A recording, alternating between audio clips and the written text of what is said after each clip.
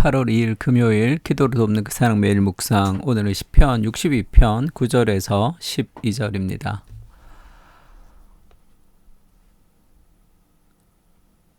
시편 62편 11절에 보면 후반부에 권능은 하나님께 속하였다 하셨도다 라는 말씀이 있죠. 그래서 오늘은 권능은 하나님께 속하였다 라는 제목으로 좀 말씀 좀 나누려고 합니다. 지금 9절에 보면 슬프도다 사람은 입김이며 인생도 속임수이니 저울에 달면 그들은 입김보다 가벼우리로다 이렇게 시작하죠.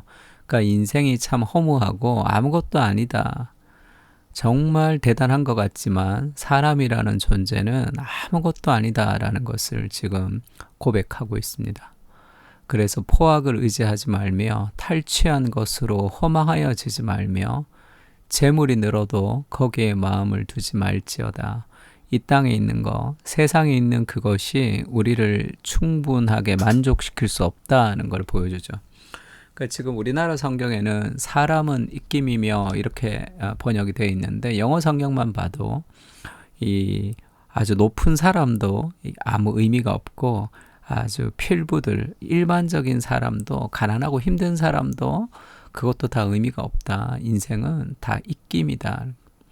안개와 같다는 거죠. 인생이 저울에 달면 정말 가벼운 게 인생이라. 그러니까 그 인생을 너무 무서워하거나 두려워하거나 인생을 어떻게 살아야 될지에 대한 그런 그 압박감이나 그런 부분으로부터 좀 자유해야 되는 거죠. 인생을 의지하지 말라. 그러니까 하나님 아닌 다른 어떤 것도 우리가 의지할 것이 없다라는 것을 살면서 깊이 깨달아야 되는 거죠. 재물이 늘고 돈을 벌고 거기에도 마음을 두지 말라. 그것이 다 허망하여지는 것이다. 이렇게 얘기합니다. 그러면 누구를 의지해야 되느냐? 하나님을 의지해야 되는 거죠. 그래서 하나님이 한두 번 하신 말씀을 내가 들었나니 계속 얘기했다는 거죠. 권능은 하나님께 속하였다 하셨도다. 그리고 주의 인자함은 주께 속하오니 주께서 각 사람의 행한 대로 갚으심이니이다. 이렇게 얘기해요.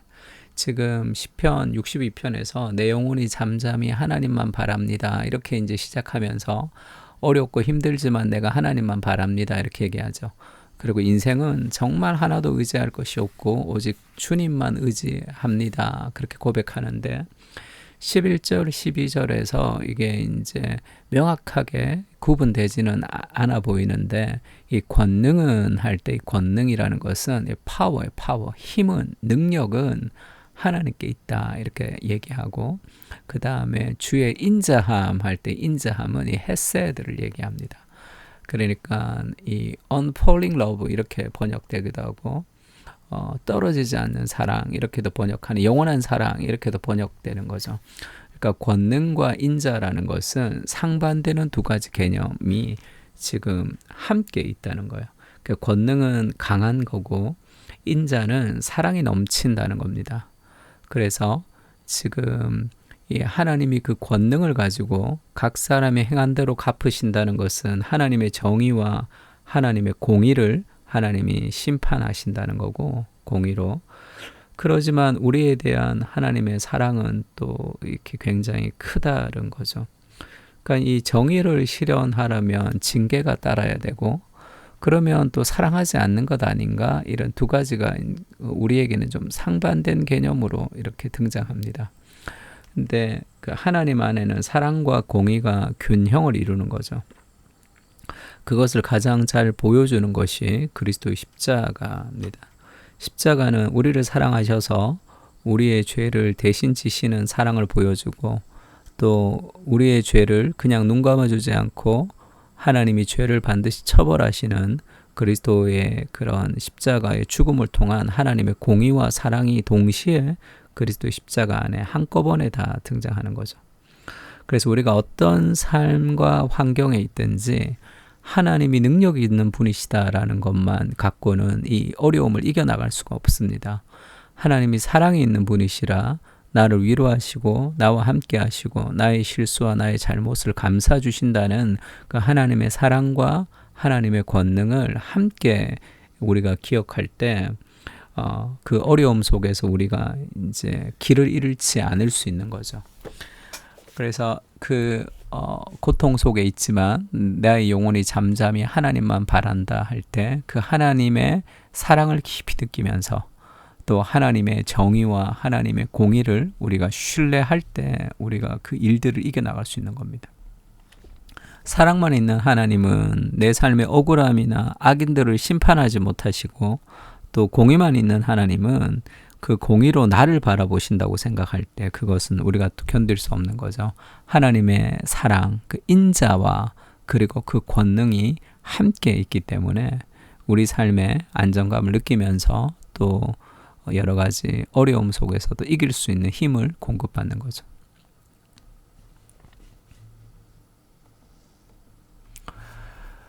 그래서 인애와 진리가 같이 만나고 시편 85편에 인애가 헤세드입니다. 근데 진리와 어떻게 같이 만나죠? 의와 화평이 서로 입을 맞추었다. 공의는 심판하는 거고 화평은 평화를 내는 건데 그것이 서로 입을 맞추었다 할 때 이것이 그리스도 십자가 안에서 다 이루어지는 거죠. 하나님의 사랑과 하나님의 진리 그리고 의와 화평이 그리스도 십자가 안에서는 완전한 균형을 이룹니다. 그래서 우리가 죄인이지만 하나님의 사랑받는 자녀로 우리가 건강한 정체성을 가질 수 있는 것도 그리스도 십자가의 역설 때문이죠. 그리고 예수님이 이 땅에 오셨을 때도 그렇게 얘기합니다. 요한복음 1장 14절에 말씀이신 그 로고스가 육신이 되어서 인간의 몸을 입고 우리 가운데 거하셨다 할 때 이 거하다는 말이 장막을 쳤다라는 단어라고 얘기했습니다. 성막을 치듯이 말씀이 육신이 되어서 우리 가운데 오셨는데 우리가 그의 영광을 보니 하나님 아버지 독생자의 영광인데 그 그리스도를 통해서 하나님이 우리에게 이 땅에 인간의 몸을 입고 오신 예수님을 통해서 우리에게 명확하게 계시하신 것이 은혜와 진리가 충만하다. 은혜와 진리는 함께 있을 수 없는 개념입니다. 은혜는 용서하는 거고 진리는 심판하는 거잖아요. 그런데 이것이 어떻게 함께 있을 수 있느냐? 그 그리스도 안에서 하나님 안에 은혜와 진리가 균형을 이루는 그것을 우리가 기억할 때 우리의 억울함을 우리가 복수하지 않을 수도 있고 여러 가지 힘든 일들 속에서 우리가 할 수 없다고 위축되지 않을 수 있습니다. 그러면서도 하나님의 은혜가 우리와 함께 있다는 것을 우리가 기억할 때 하나님의 사랑 안에서 우리가 흔들리지 않고 믿음을 지켜갈 수 있는 거잖아요. 복음 안에는 이 두 가지가 다 균형이 있고 그때 우리 인생의 여러 가지 어려움에서 우리가 승리할 수 있습니다. 힘과 능력을 가지신 주님께서 우리를 불쌍히 여겨주시고 끝까지 사랑해 주심을 감사합니다. 주님의 품 안에서 영원한 안정감을 누리게 하시고 모든 일들을 해결해 주시는 능력을 신뢰하며 믿음 안에서 살아가게 하여 주시옵소서.